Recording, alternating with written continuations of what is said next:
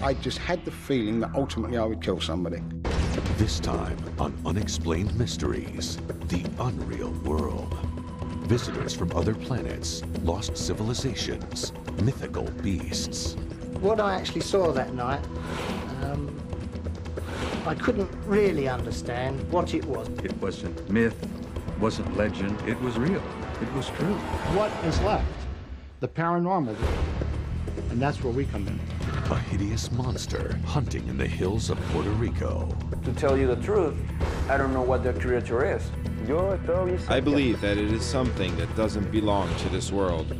We'll reveal top secret government documents that prove the existence of UFOs. If this is genuine, why it's dynamite like this smoking gun. If these documents are genuine, they prove the case. You don't need anything more. And open up the files on one of the most dramatic alien encounters in history. Somebody died, aliens or otherwise, and the government has not come clean on it. What might the government be trying to hide?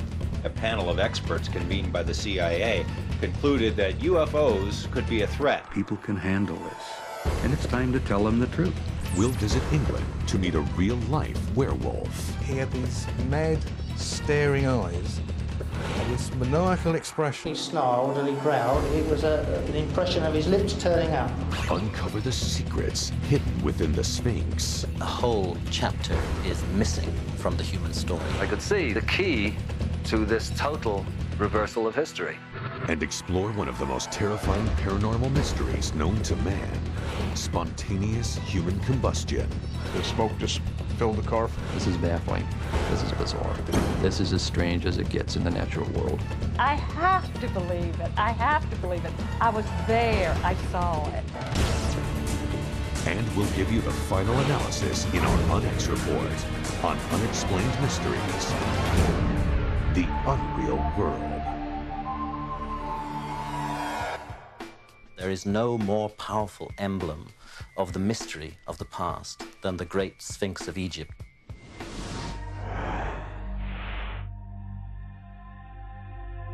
Standing between the Great Pyramids of Giza is the Sphinx, a weathered statue of a mythological creature that was said to kill anyone who could not answer its riddle. Today, scientists are trying to decipher another riddle of the Sphinx. Who built this great monument and why? For years, researchers logically assumed that it was built at the same time as the pyramids, but there is growing support that they may date back farther. One of the first people to voice this theory was Edgar Cayce, the famed sleeping psychic. In the 1930s, while in a trance, Cayce made a startling prediction. It was like he was in the deep unconscious mind, and he was accessing the universal consciousness that contained all wisdom. And when they asked him specifically about ancient Egypt, he said that this place was built in the year 10,500 BC. The accepted theory about the Sphinx and the pyramids date them at 2500 BC. No one in the scientific community took the prediction seriously until now. I could see that in the geology lay the key to this total reversal of history. John Anthony West believes that the erosion patterns on the Sphinx suggest that Cayce may have been right. In a nutshell, the theory is that the Sphinx has been weathered by water, and specifically by rain falling down over the plateau over many thousands of years. You look at the Sphinx and you see that it's this rounded profile with deep fissures going down the rock face. This can only be produced by rainfall falling over the plateau. But there hasn't been steady rainfall in Egypt since 10,000 BC, more than 7,000 years before the Sphinx was supposed to have been built. Robert Bauval and Graham Hancock have also embraced Cayce's prediction. They point to the constellations in the sky as proof.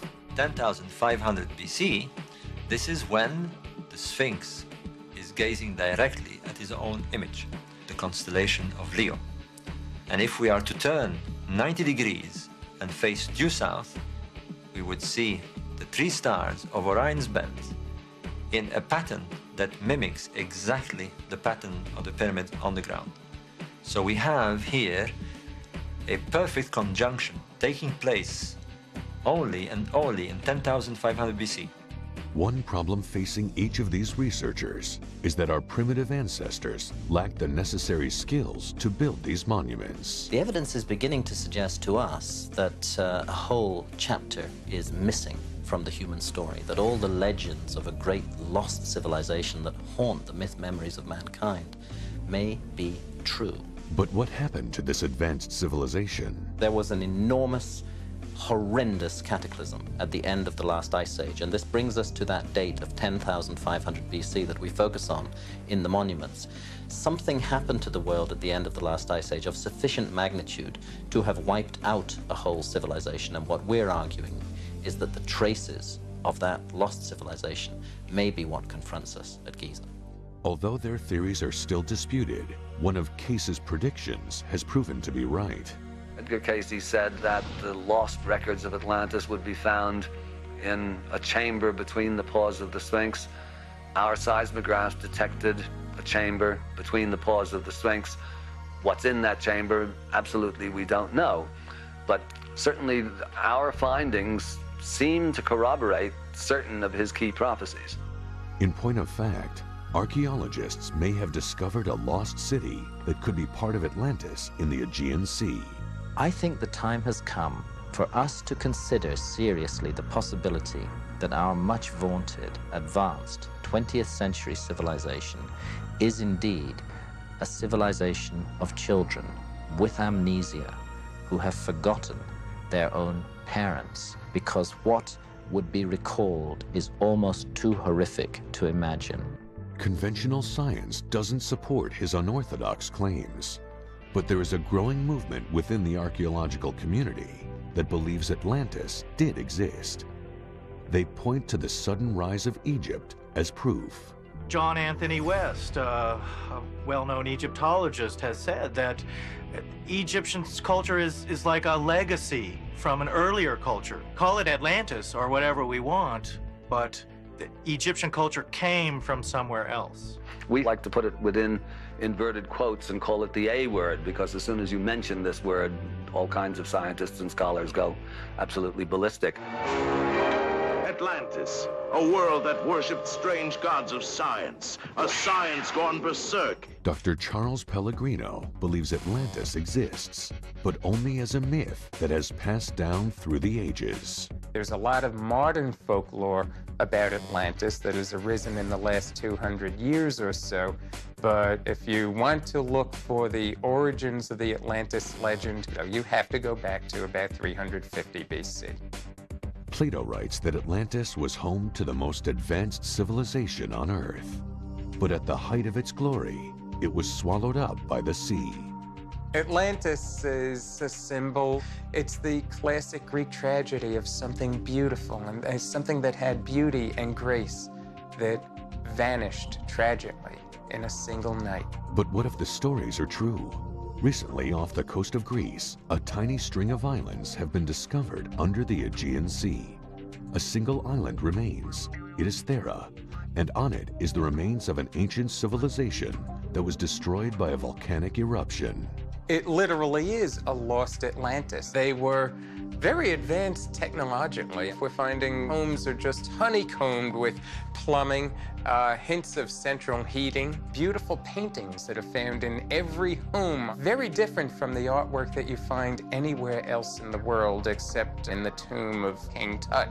The discovery of Thera is remarkable, but Atlantis researchers maintain that the lost continent is still buried, waiting to be found by a civilization far more advanced than ours. We do have a continent on our planet which is truly lost. There, I suspect, we may find the cities, the great engineering works of an entire and forgotten human civilization. Next up, the strange and mysterious unreal world.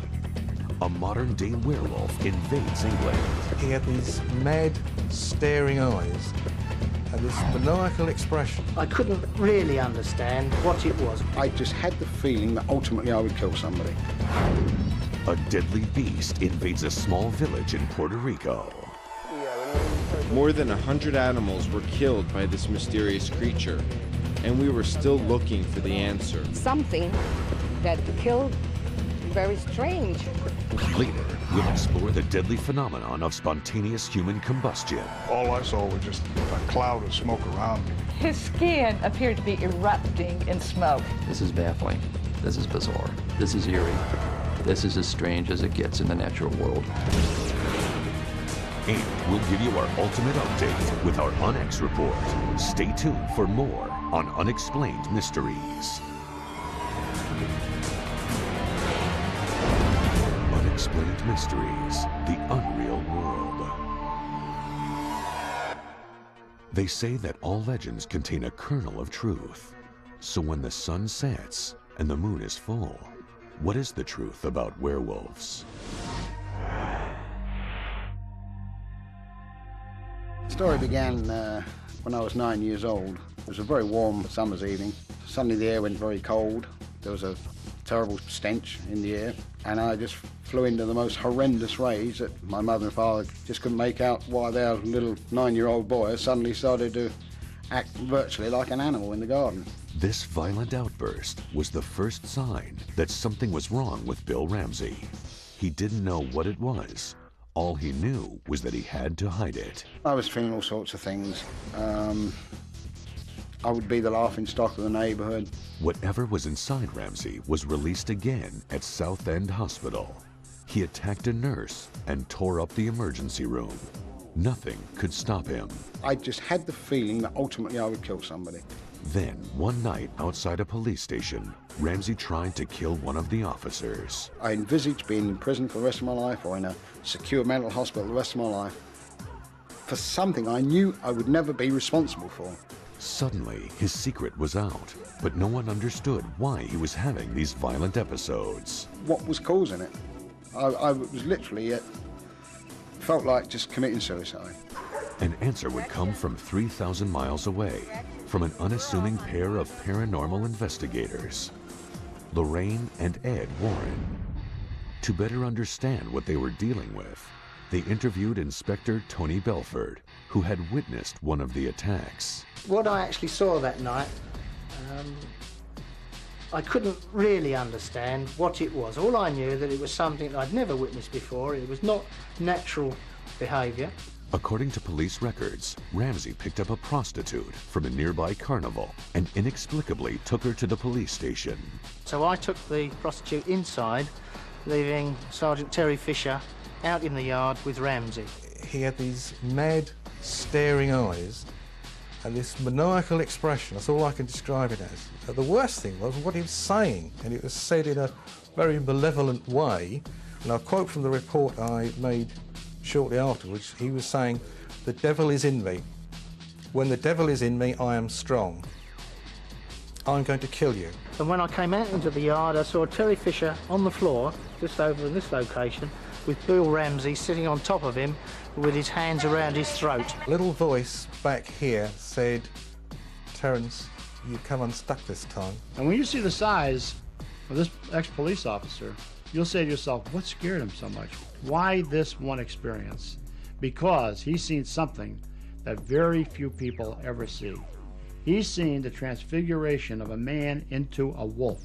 It took 5 officers to get Ramsey into custody, but not even this cell seemed to be able to contain him. His head, right arm up to his shoulder, was outside this hole. It's difficult to actually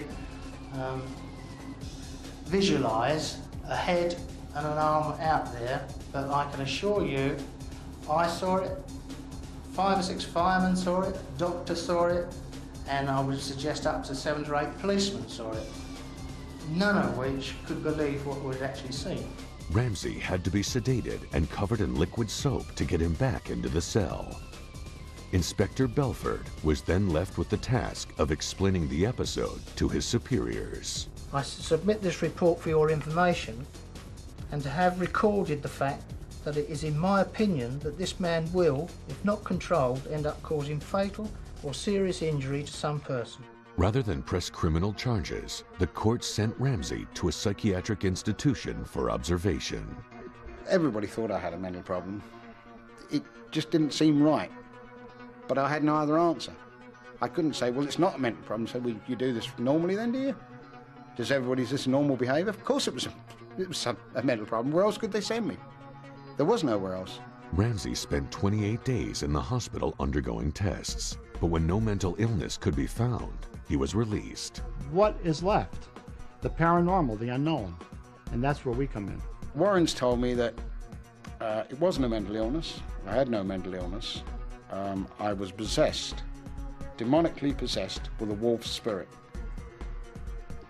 Oh, God. I've heard it all. And he kind of closed the evening with, would you come to the USA and be exercised? Exercise? Come on. Some absolute rubbish they were giving me here. But maybe. Ramsey flew to Connecticut. There he met Bishop Richard McKenna. He needed to be exercised, no question about that. I would think that being possessed by the devil is the worst evil that could befall anyone. I didn't know what to expect. And when you're entering a realm of the unknown, you're obviously very, very scared. The ceremony began in the bishop's church. Ramsey was strapped down in a chair. 6 bodyguards with stun guns were on hand in case something went wrong. As I proceeded with the prayers, he didn't seem to be himself. It was just some other person were taking over him. He himself seemed to almost go into a kind of a daze. I remember him coming at me with that stole, placing it on my head, and it's as if he'd hit me with a hammer almost, because I just did not know anything after that. It started from behind him, and the muscles in the back of the neck all began to enlarge, and the ears began to point, and he howled. Speak, devil. Be gone in the name of God. Leave him alone. Go back to hell where you came from. Be gone. The hands clawed in such a manner that no human hand could claw like that. He had begun to make the signs of the cross on his forehead and on his breast, and then he would violently react and slap his hand at me, and then he snarled like an animal. The lips rolled up, the teeth protruded, and he tried to bite. How many of you are there? Where did you come from? What keeps you here? Be gone, Satan. Leave him alone. When the devil did leave him, he came to himself. As I came out the exorcism, you feel that you're a new person. The man was freed. The man was freed. Bill Ramsey is back home now. The fits of rage are gone. I felt I wanted to kiss him, kiss Bishop McKenna, because what he'd done. I believe that I was ultimately possessed by the devil, yeah. Next on Unexplained Mysteries, sensitive government documents mysteriously appear that may prove the existence of UFOs. If these documents are genuine, they prove the case. You don't need anything more. If this is genuine, why, it's dynamite, like the smoking gun. Is the government engaged in a massive cover-up of the leak? Now, if MJ-12 is real, remember, it's the absolute proof. It's the bodies and hardware that cannot be duplicated here on Earth. Forget the motivations of the aliens for a moment. What's the motivations of those that control the information? And later, the man who inexplicably bursts into flames. All I saw was just a cloud of smoke around me. This is bizarre. This is eerie. This is as strange as it gets in the natural world. And you'll get the climactic account with our UNX report coming up on Unexplained Mysteries.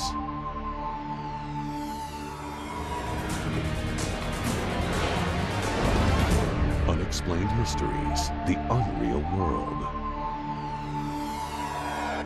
Conspiracy theories about the government and UFOs have been almost impossible to prove. Until now, a roll of film arrives in the mail. There is no name and no return address. When developed, it reveals a conspiracy that reaches all the way up to the President of the United States. That's what happened to Jamie Shandera.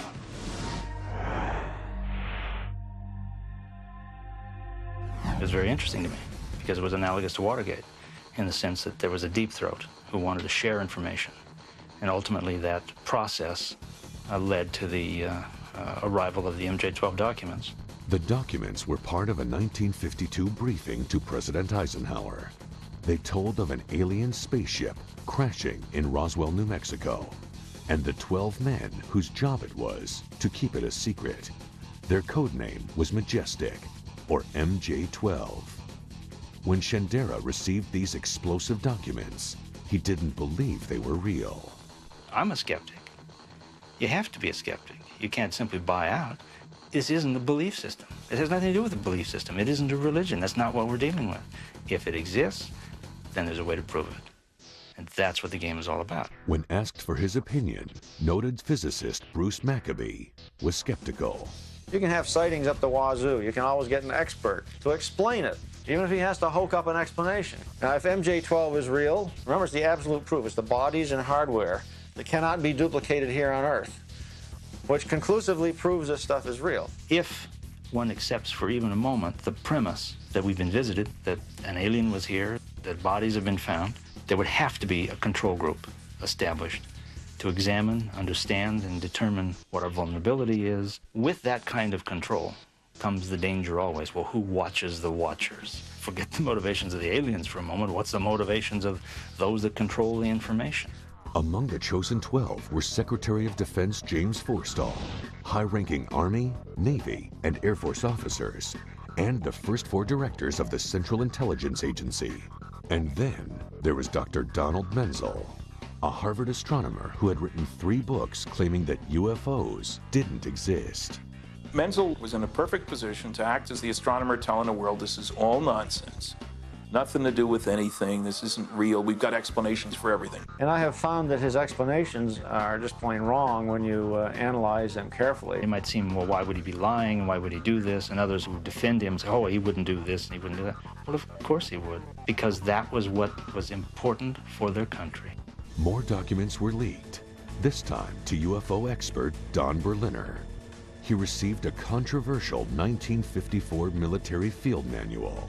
This was a set of instructions, really, to retrieval teams who would be at the scene soon after an event took place in which a saucer had crashed and in which there were bodies and wreckage. How to wrap them, what kind of boxes to use, where to send the pieces, what the cover stories were. And one of the things that comes through loud and clear is they wouldn't have put such a manual together unless this had happened more than once. Which makes you wonder, so how many of the crashes were there? How many bodies were retrieved? Retired McDonnell Douglas scientist Dr. Robert Wood was asked to authenticate the manual. My initial reaction when I first saw them was, if this is genuine, why, it's dynamite, like the smoking gun. To his trained eye, the manual appeared to be authentic. Everything seemed to match government manuals of the era, except for one thing. If you look at the front of this document, at the bottom, there's a logo that says War Department. And the War Department was actually eliminated at the end of World War II. So you'd expect they would have stopped using the logo. But in fact, the Army, in its field manuals, continued to use the War Department logo up until as late as 1960. And we have exact copies of such manuals. If these documents are genuine, they prove the case. You don't need anything more. If real, these documents suggest that we are being visited by aliens. But why? I think one of the reasons they're coming here is to make sure we don't go out. To take our brand of friendship, namely hostility, other places. This is truly a primitive society whose major activity is tribal warfare. So I don't think we can expect aliens to deal with us as equals. We haven't earned our place at the Galactic Federation Round Table. It's important no matter what. It's an important issue of government accountability, and it may be an important issue of the future of the human race.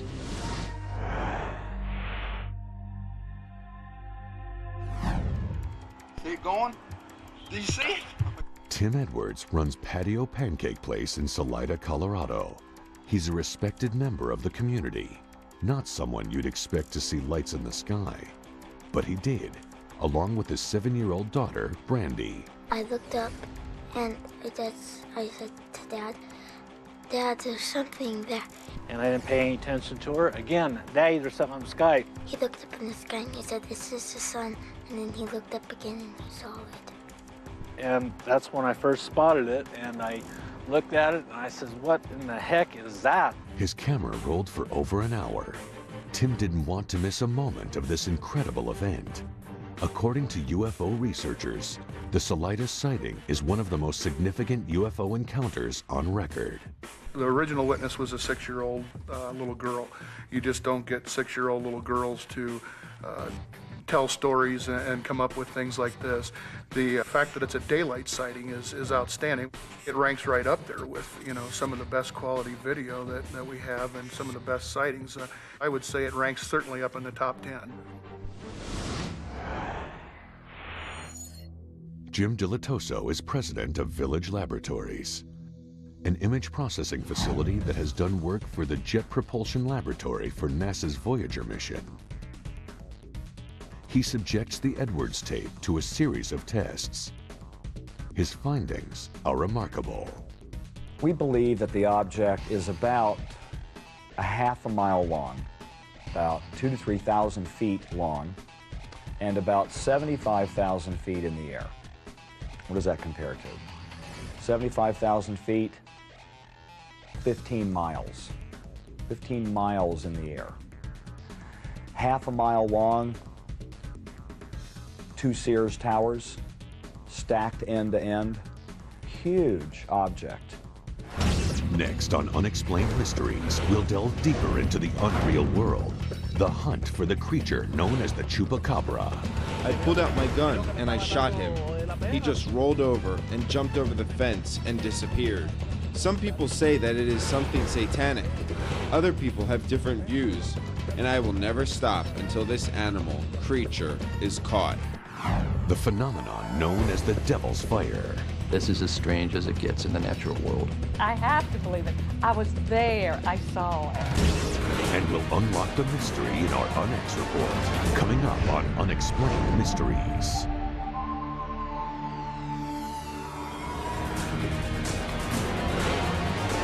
Unexplained Mysteries, the unreal world.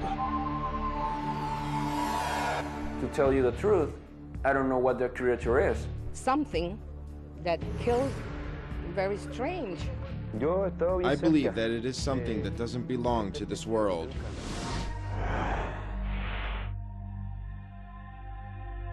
Puerto Rico could be described as a lush tropical paradise, but in Canovanas, paradise is lost. Something is lurking in the hills, hunting the most helpless inhabitants of this small farming community. I saw this creature on top of my dog. I pulled out my gun and I shot him. I thought that he was dead when the bullet hit him, and he just rolled over and became like a ball. And then he jumped over the fence and disappeared. They call it Chupacabra, literally translated, the goat sucker. This creature has killed hundreds of animals across the island. Their bodies drained of blood, their organs mysteriously removed. The only clue, strange circular openings in their necks. The police department couldn't find the answer to this mysterious criminal, the animal. So they brought the complaint to my attention at City Hall, and I started worrying about it because the people were worrying about it. Mayor Jose Rivera gathered up volunteers to hunt for the beast. His efforts have turned him into a folk hero with the inhabitants of this small community. But the Chupacabra still eludes him. More than 100 animals were killed by this mysterious creature, and we were still looking for the answer. Those who say they've seen the creature describe it as 4 to 5 feet tall, with huge red eyes and gray skin that is part fur and part feather. It has short arms with claws, legs like a kangaroo, and a row of sharp spikes down the middle of its back. Some say it also has wings. I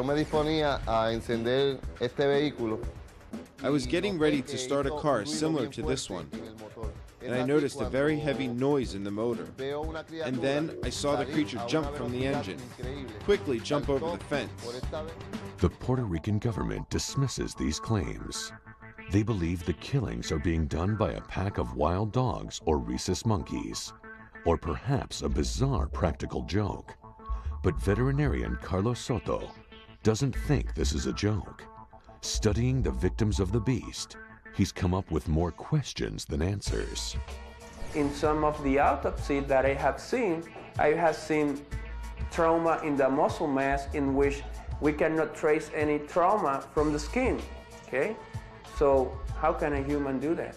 Or if it's a predator, you know that we're gonna see a lot of tissue destruction, and I didn't see anything like that. If it's not a human or an animal, what is responsible for these killings? Authorities receive a call. The Chupacabra has struck again. A sheep was found murdered by its owner. A small, perfectly circular puncture wound on its neck. Should this have been a dog or a baboon or some type of animal like that, usually have pairs, okay, of bites, of wounds on both sides of the head, and there's only one hole that goes from one side to the other. We're seeing here what seems to be some type of track of something. We don't know what it may be, but maybe it has something to do with the killing of the sheep that we just saw. And it has apparently 3 toes, separate toes. And there's no animal so far that we know up here in Puerto Rico. When the attack started, the Chupacabra hunted small animals, rabbits, chickens, goats, and sheep. Recently, attacks on horses and cattle have been reported. Will this trail of blood lead to the citizens of Canovanas? Right now, no one feels safe. And until the beast is captured, no one will. Some people say that it is something satanic. Other people have different views. Some people think it's just a monkey. Since I'm the mayor of the city, I have the heaviest burden to search and get an answer for my people. And I will never stop until this animal, creature, is caught. Coming up, one of the most unreal mysteries of the 20th century and one of the most deadly, spontaneous human combustion. Everything points to these fires beginning within the body and burning outward. The man who survived hell's fire. All I saw was just a cloud of smoke around me. The wife who witnessed the terrifying inferno. I have to believe it. I have to believe it. I was there. I saw it. And later, we'll sift through all the evidence here on Unexplained Mysteries.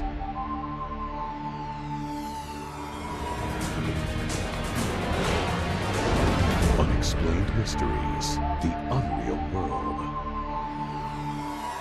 This is baffling. This is bizarre. This is eerie. This is as strange as it gets in the natural world.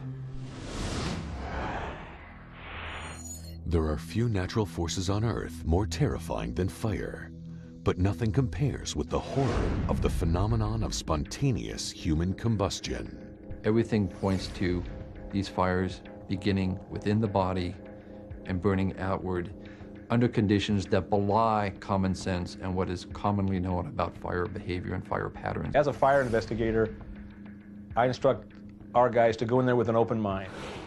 And when you've eliminated everything and you still don't have the answers, that makes it very difficult. It has been called the devil's fire. It's extremely rare, and no one understands how or why it happens.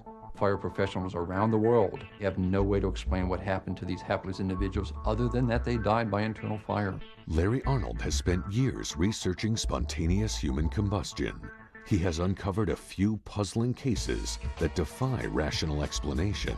Dr. John Bentley was a retired physician living alone in northern Pennsylvania, apparently in good health but invalidic. The morning of December 5, his body was found literally to have self-cremated in his bathroom. After examining the evidence left behind, Arnold knew that this was no ordinary fire. This is a cremation that should have required 3,000-degree temperatures for 12 hours to be present in Dr. Bentley's bathroom.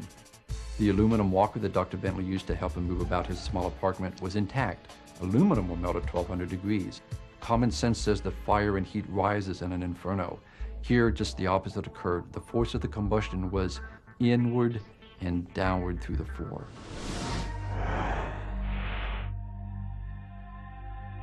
Mrs. Conway asked her granddaughter to fetch her a pack of cigarettes. When the granddaughter returned from her errand, she discovered that her grandmother's room was filled with dark smoke. When the fire department arrived, all that was left of Mrs. Conway were 2 legs propped up against the front of her chair. The rest of her body had been burned to a cinder. One remarkable thing of many about the Conway case is the time factor. Within no more than 6 minutes, she burned so completely and quickly that it could be more characterized as not simply spontaneous human combustion, but spontaneous human explosion. Investigators ruled out her cigarettes as a cause of the inferno. The fire was listed as unexplained. Peter Jones may be the luckiest man alive. He is the only known person to have survived a spontaneous human combustion experience.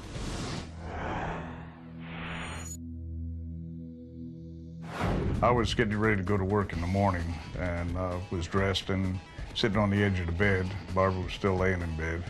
I bent down to put on my boots, and all of a sudden she yelled, "There's something burning."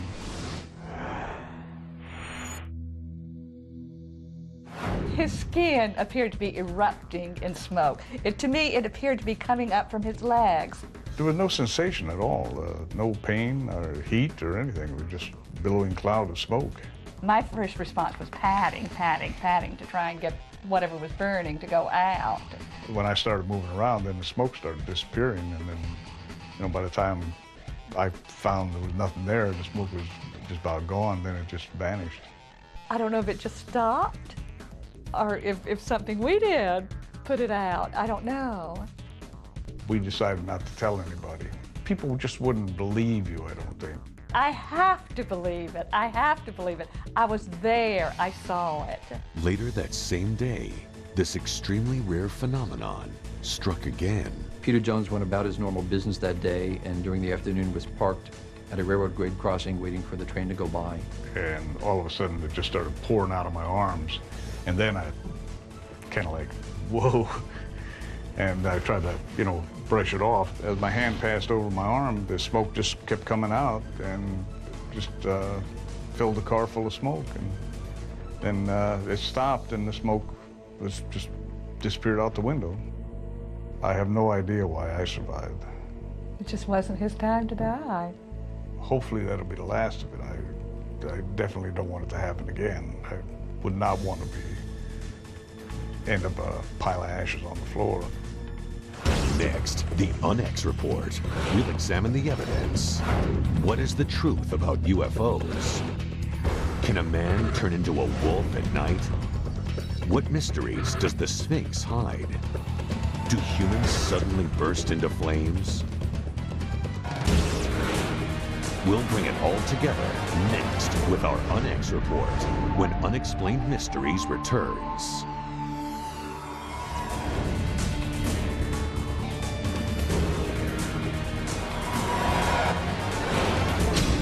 And now for the Unex Report. There are unexplained mysteries in every corner of the Earth, from ghosts and psychics to aliens and werewolves. Do these documents prove the existence of UFOs? If this is genuine, why, it's dynamite, like the smoking gun. If these documents are genuine, they prove the case. You don't need anything more. If it exists, then there's a way to prove it. And that's what the game is all about. Is there a massive conspiracy going on? Those of us who really dug into it know that Blue Book was a cover. When the people know what's going on, then that's when you have trouble. What other secrets is the government hiding about alien visitors? A panel of experts convened by the CIA concluded that UFOs could be a threat. Incontrovertible proof would undercut many of the institutions on which our civilization is built. People will deal with this. People can handle this. And it's time to tell them the truth. Does this videotape prove the existence of aliens from another world? He looked up in the sky and he said, "This is the sun," and then he looked up again and he saw it. I looked at it and I says, "What in the heck is that?" The data tends to support what the witnesses said. Was this ordinary man possessed by the spirit of a werewolf? I just had the feeling that ultimately I would kill somebody. He was saying, "The devil is in me. When the devil is in me, I am strong. I'm going to kill you." What I actually saw that night, I couldn't really understand what it was. He's seen something that very few people ever see. He's seen the transfiguration of a man into a wolf. Is a supernatural creature known as the Chupacabra terrorizing the people of Puerto Rico? More than 100 animals were killed by this mysterious creature. And it has apparently 3 toes, separate toes. And there's no animal so far that we know of here in Puerto Rico. If it's a predator, you know that we're going to see a lot of tissue destruction, and I didn't see anything like that. Has the mythological city of Atlantis finally been found? It literally is a lost Atlantis. To say that Thera is Atlantis is too easy an answer. Is the key to this 10,000-year-old mystery buried beneath the Sphinx? 10,500 BC, this is when the Sphinx is gazing directly at his own image. The evidence is beginning to suggest to us that a whole chapter is missing from the human story. There's a great myth memory that haunts mankind of a lost civilization. Will the mystery of spontaneous human combustion ever be solved? I have no idea why I survived. This is bizarre. This is eerie. This is as strange as it gets in the natural world. I have to believe it. I have to believe it. I was there. I saw it. We've seen some of the most baffling mysteries, heard from the eyewitnesses, and studied the evidence. But in the end, whether it's werewolves in London or UFOs in Roswell, no one has been able to determine the reality of this unreal world. So for now, these events will remain unexplained mysteries.